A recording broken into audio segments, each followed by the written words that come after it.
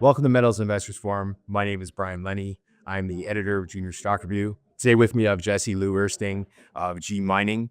Jessie, thank you for being at the conference with me this Thank you year. for having us again. Yeah, absolutely. It's with great pride that we present together again. The last 2 years, the performance in G Mining share price has been fantastic. Going back, 2 years ago, if you would have bought then or bought last year, you almost doubled your money each time. Yeah, and I actually should probably add that slide next time of from the beginning of us attending MIF together to today, right? So for the past 2 years, I've been doing, from last year's MIF to this year. But yeah, that's a good idea. But like for me, especially in a tough market, it was such a shining light. And I can remember the environment going back to 2023 when I first invested personally in the newsletter kit. Very different environment to where we are today. Why don't you start off talking about Tokenzinho, what milestones you hit last year, and sort of Mhm. where 2025 is going by?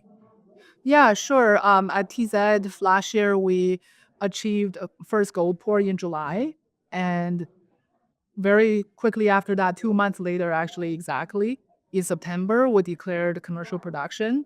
And I recently, we were able to pre-announce production for 2024, and that number is over 62,000 ounces. And if you've been paying attention to what I've been saying, we haven't even ramped up to nameplate capacity yet, and yet we've produced that many ounces. And so ramp up is going really well. And yeah, so we're excited to hit nameplates within this quarter. And after that, basically, I feel like we have a track record. A lot of people know about our track record at building projects, both for other clients as G Mining Services and then now also for ourselves as G Mining Ventures.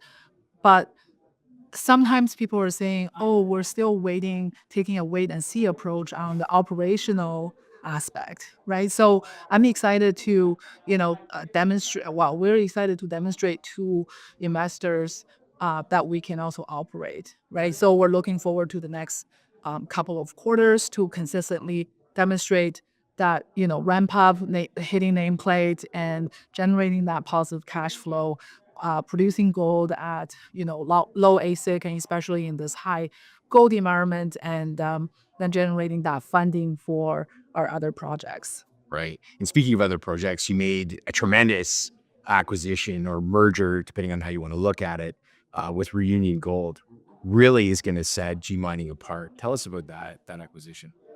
Yeah, so we obviously have been keeping track of the project as one of the most exciting discoveries of recent years, and obviously, we've Dave Fennell, who was the chairman of Reunion Gold, was also on our board even before the deal.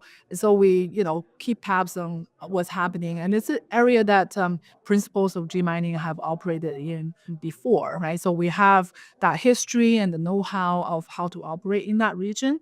And so that's of especially of interest to us then because of that reason. And yeah, so in April of last year, we announced that we struck a deal. And in July, we were able to close down the deal and merge with Reunion and did a subsequent share rollback, which was probably fun for a lot of people. And so yeah, and then very quickly after that closed in September, we published our PEA, which demonstrated very robust returns. So for initial capex of just shy of $1 billion, we are looking at generating NPV of over 1.4 billion, and so yeah, and producing gold from both open pit and underground. So the average life of mine production is going to be over 350,000 ounces a year. Amazing. Meaning, um, talking about that acquisition, and you did the PEA last fall. What does 2025 look like in terms of Oko West, in terms of catalysts? Yeah, it's going to be a pretty catalyst rich year for us, both from TZ and Oko West. So, even the PEA was 400 pages long. So it was more of a pre feasibility study almost. And so very quickly, G Mining Services rolled into working on a feasibility study. So they're well on their way to being able to publish that probably in early Q2.